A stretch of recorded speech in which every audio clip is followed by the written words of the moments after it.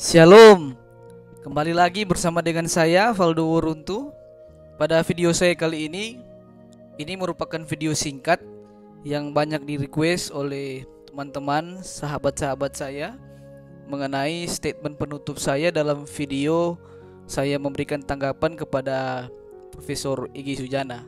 Dan pada closing statement saya di video itu, saya menjelaskan tentang Tritunggal dari sudut pandang filsafat Yunani, dan itu mendapat banyak sekali tanggapan sehingga banyak orang mengatakan kalau bisa dibuat perjelas dengan singkat, karena katanya itu sangat membantu untuk menjelaskan dengan singkat tapi jelas terhadap pertanyaan-pertanyaan dari dalam jemaat, dalam kekristenan, tapi juga dalam rangka menjawab pertanyaan dari luar kekristenan ya. Maka dari itu saya akan menjelaskan secara singkat terkait kekristenan yang akan kita ulas dari sudut pandang filsafat Yunani. Bapak, Ibu, saudara-saudari sekalian, kebenaran itu dalam filsafat Yunani dia bisa diukur dalam 3 unsur, yaitu fisik, metafisik, dan angka atau bisa dihitung dengan angka. Kenapa ini sangat penting?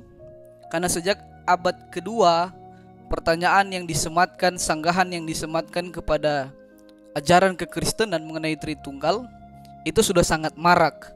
Dan mau tidak mau, filsafat Yunani sangat berperan penting juga dalam rangka mereka menilai menggunakan logika untuk mempertanyakan ketuhanan Yesus Kristus. Dan saya dapati dalam konsep filsafat ini ada hal yang sangat-sangat fundamental yang bisa menjawab tentang ketuhanan Yesus Kristus. Dimulai dari yang pertama, yaitu ditinjau atau dipandang dan dinilai dari sudut pandang fisik. Secara fisik, Yesus Kristus memenuhi unsur tersebut. Kata fisik biasanya digunakan untuk suatu benda yang berwujud, yang terlihat oleh mata. Sehingga ketika para filsuf-filsuf, para orang-orang yang meragukan ketuhanan Yesus, mereka tidak bisa menggunakan unsur fisik di dalam menggugurkan ketuhanan Yesus. Kenapa?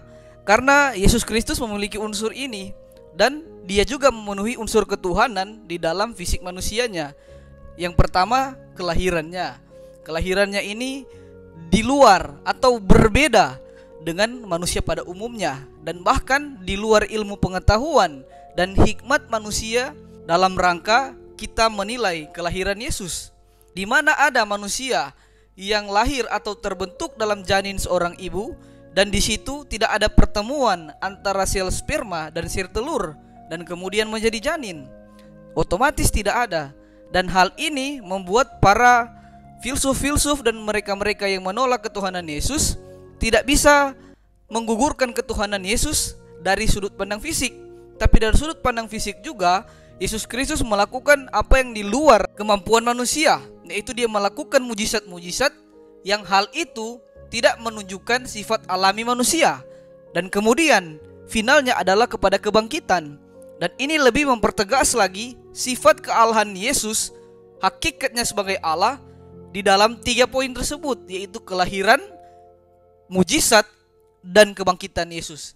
Kita beranjak kepada poin yang kedua dari metafisik. Metafisik adalah salah satu cabang filsafat yang berurusan mencari hakikat dari segala yang ada.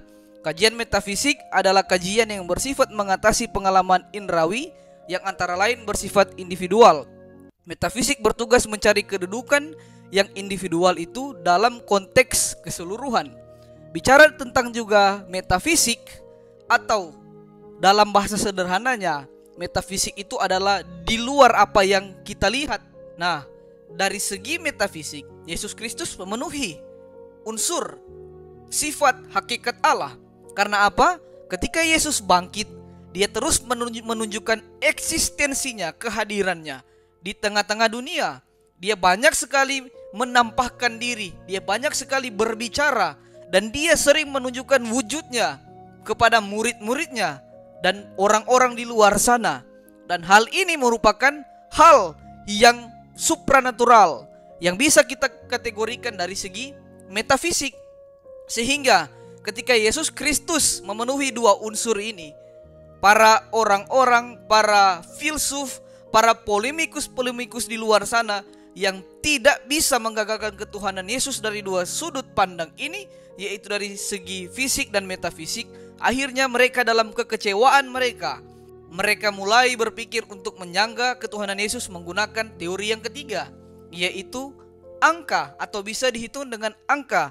Dengan presuposisi pemikiran mereka pertama adalah Allah itu esa, Allah itu satu, tunggal, Allah itu tidak lebih dari satu.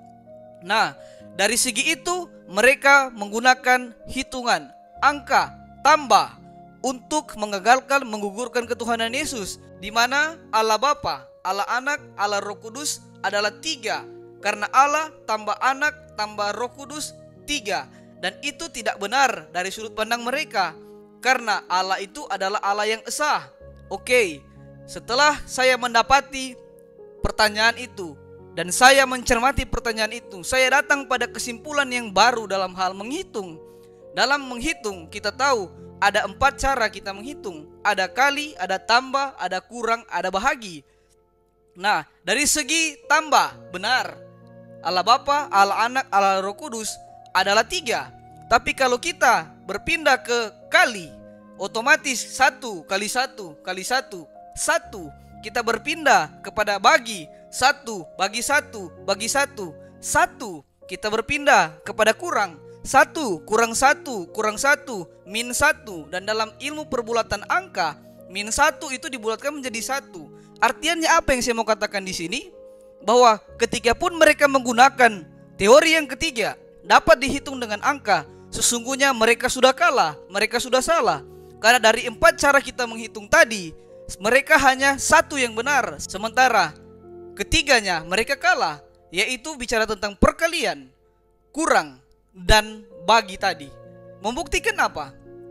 Yesus Kristus adalah Tuhan. Maka dari itu, dari situ saya berpikir, kenapa kita tidak menjelaskan ini secara baik dan benar kepada jemaat dan bagi mereka-mereka di luar sana yang selalu menggunakan teori ini.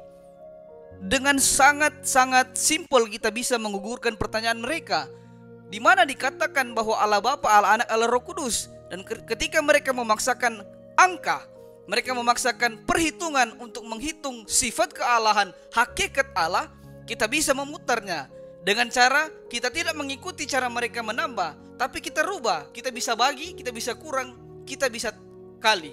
Dan semuanya membuktikan Yesus Kristus adalah Allah dan Tuhan kita, di mana Allah Bapa, Allah Anak, dan Allah Roh Kudus adalah satu hakikat dalam ketuhanan mereka dalam 3 pribadi yang berbeda. Saya kira ini bisa membawa pengetahuan bagi kita semua dan lebih menguatkan iman kita, membuang segala keraguan kita terhadap Tuhan yang kita sembah. Tuhan Yesus memberkati kita semua. Shalom.